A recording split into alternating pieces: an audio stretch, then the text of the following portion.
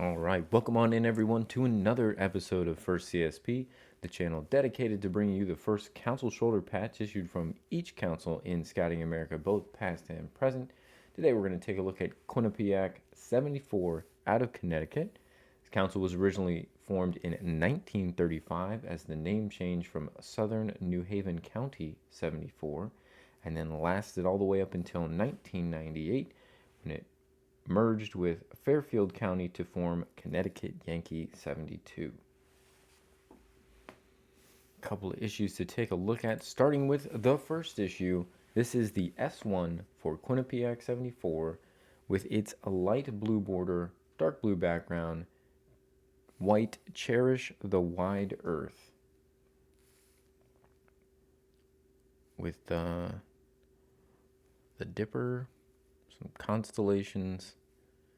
I don't know if Connecticut is known as a dark zone for star viewing, or it's just they wanted some stars around the planet Earth. But this is their first issue. Take a look at the back here. It is a older style cloth back. So certainly one of the earlier style production patches. The second patch produced from Quinnipiac is unrelated and is a Gilwell issue with the axe and log. And so the next issue, which looks very similar, is the S3.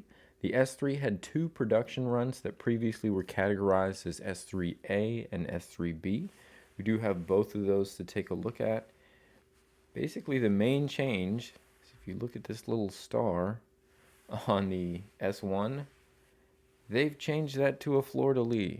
So here is the S3A, and we'll get both the A and B up here in a second. But very, very similar patch. The S3A is listed as light blue border, dark blue background, white fleur-de-lis, white letters, Cherish the Wide Earth. Taking a look at the back, this has now moved to a plastic back for the S3A. The main difference between the S3A and the S3B, which we'll look at in a second, is they list the background goes from dark blue to blue. It is exceptionally difficult to tell the difference. Essentially, in my opinion, you can tell that these are different issues primarily from their back and not from their front. Stay on the table. There we go. So they look very, very similar. You can obviously see that there's some, this wants to slide off, some differences in the font. The Connecticut in the S3B looks just a little thinner as far as the lettering. Also, positioning from the to the globe, a little different between the two. Let's take a look at the backs. So there is the S3A. Here is the S3B. There's a notable difference in feel. This one I would almost say is kind of like more like the jelly style, or kind of has that jelly feel to it, where this is plastic back, but it's very thin and very dry. So there's kind of a feel different. You can tell that they are different production runs, but is it easy to tell that one is blue and one is dark blue? I don't think so.